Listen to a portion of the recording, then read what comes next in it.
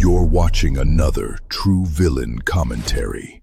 What's going on, everyone? It's True Villain. Welcome back.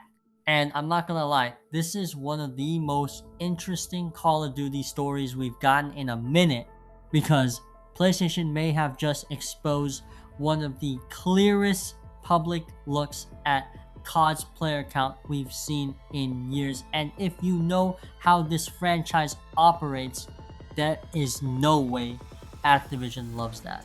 Now, let's get the actual facts straight first, because this whole thing started from a PS5 beta feature. Sony is currently testing a new Welcome Hub widget on PS5 that shows the top 10 most played games in your country for the week, along with weekly player numbers, and it also has a trending now mode for games that are spiking in popularity. Multiple outlets say this is currently beta only, region specific, and weekly, not a live Steam style concurrent count. That means this is not how many people are online right now. It's closer to how many players played that game during the week in that region. And the reason everyone started losing their mind is because the US PS5 weekly list showed some huge numbers.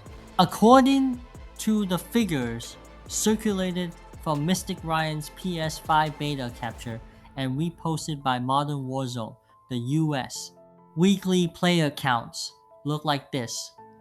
Fortnite, 14.6 million. GTA, 5.5, 13 million. Minecraft, 4.97 million. Call of Duty, 4.95 million. Apex Legends, 1.72 million.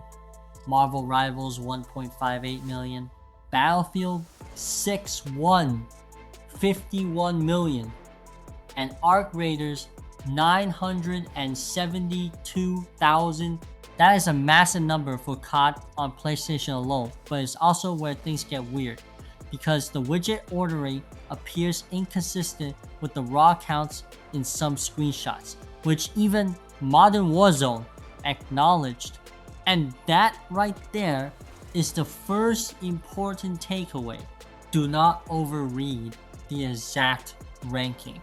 Read the scale, because whether COD was second, third, or fourth in the buggy beta ordering, the bigger point is that Call of Duty still pulled roughly 4.95 million players in 1 week on PS5 in the US, according to this test feature. That is huge. That completely changes how people should talk about COD if they've been using Steam alone as the entire story. That's why this matters so much.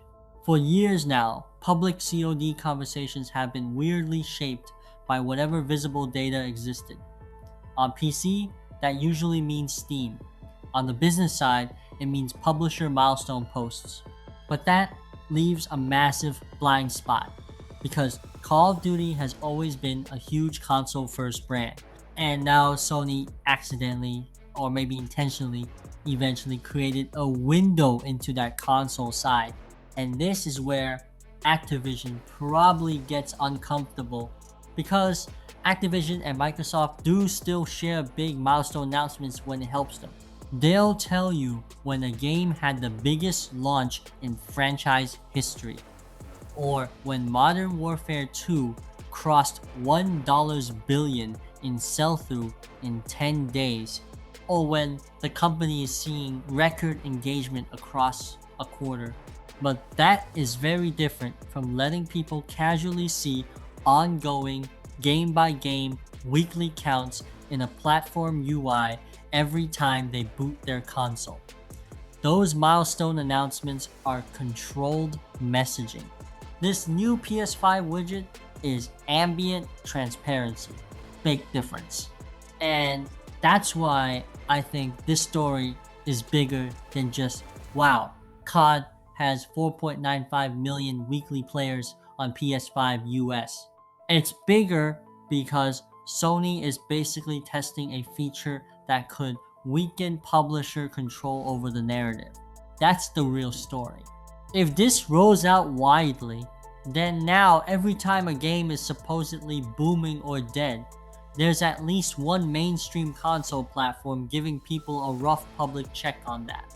Not perfect, not global, not real time, but still way more visibility than publishers are used to giving people on console.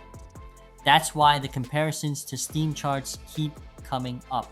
Now, to be fair, this also cuts both ways for COD, because if you only looked at Steam lately, you could come away thinking COD is way more fragile than it actually is. But 4.95 million weekly players on US, PS5 alone says something else.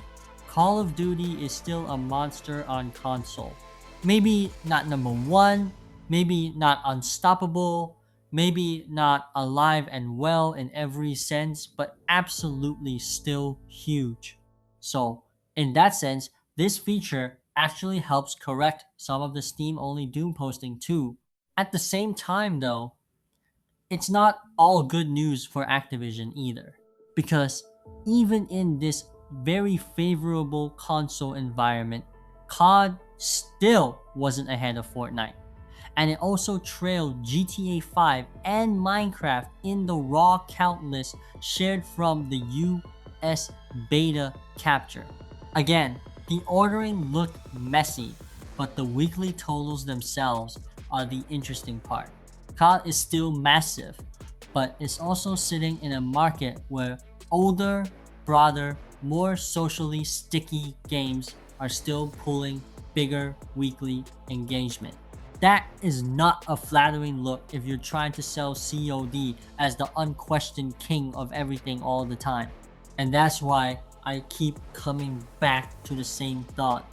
Activision probably doesn't hate the number. They probably hate losing control over when the number becomes public. That's the key difference. If Activision wants to say biggest launch ever, they choose the timing. If they want to say $1 billion in 10 days, they choose the timing. If they want to highlight franchise sales or a record quarter, they choose the timing. But if PlayStation starts surfacing weekly player counts by default in the UI, then that timing no longer belongs fully to the publisher. The platform starts telling part of the story on its own. And for a franchise like Call of Duty, which has been very selective about what engagement stats it spotlights publicly, that is a big change. Now, one caution here. This widget is still in beta, and multiple reports have stressed that the feature seems unfinished. The rank mismatch issue alone should tell you people need to be careful. It's also only one region and only one platform, so nobody should be pretending this is the final perfect truth about the whole gaming industry. It's a snapshot. A useful one, but still a snapshot. But even as a snapshot, it's kind of a bombshell, because console engagement has always been the hidden half of the conversation. And now PlayStation may have cracked that open just enough for everyone to start rethinking how they talk about what's popular, what's falling off, and what's actually carrying these huge multiplayer ecosystems. So for me, the real headline is not even just COD had 4.95 million weekly PS5 players in the US. The real headline is the console black box might be opening. And if Sony actually rolls this out broadly, a lot of gaming discourse is going to change fast. Publishers will have less room to hide behind selective milestones. Players will have better context for what's actually hot. And creators are going to have a much harder time building full narratives off one platform's public data alone. If you think Sony should fully roll this feature out, or if you think publishers are going to hate having more of their player numbers exposed like this, let me know in the comments. And if you're new around here, subscribe. See you guys in the next video.